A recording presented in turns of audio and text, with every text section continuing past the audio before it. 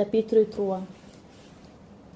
En ces jours-là, arrive Jean le Baptiste prêchant dans le désert de Judée et disant: Repentez-vous, car le royaume des cieux est tout proche. C'est bien lui dont a parlé Isaïe le prophète. Voix de celui qui crie dans le désert: Préparez le chemin du Seigneur, rendez droit ses sentiers. Ce Jean avait son vêtement fait de poils de chameau et un pagne de peau autour de ses reins. Sa nourriture était de sauterelles et de miel sauvage. Alors s'en allait vers lui Jérusalem et toute la Judée et toute la région du Jourdain, et il se faisait baptiser par lui dans les eaux du Jourdain en confessant leurs péchés.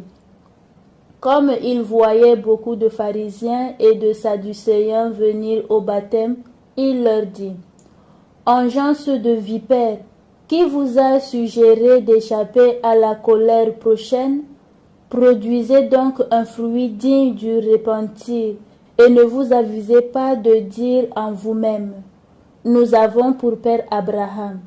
Car, je vous le dis, Dieu peut, des pierres que voici, faire surgir des enfants à Abraham.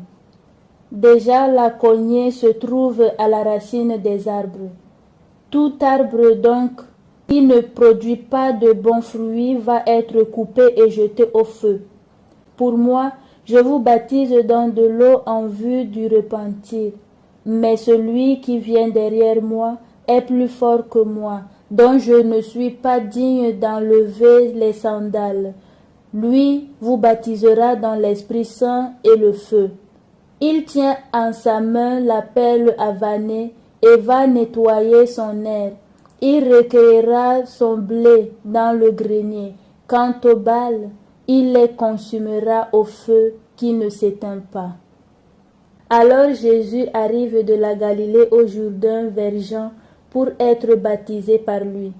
Celui-ci l'en détournait en disant: C'est moi qui ai besoin d'être baptisé par toi, et toi, tu viens à moi. Mais Jésus lui répondit: Laisse faire pour l'instant, car c'est ainsi qu'il nous convient d'accomplir toute justice. Alors il le laisse faire. Ayant été baptisé, Jésus aussitôt remonta de l'eau, et voici que les cieux s'ouvrirent. Il vit l'Esprit de Dieu descendre comme une colombe et venir sur lui. Et voici qu'une voix venue des cieux disait: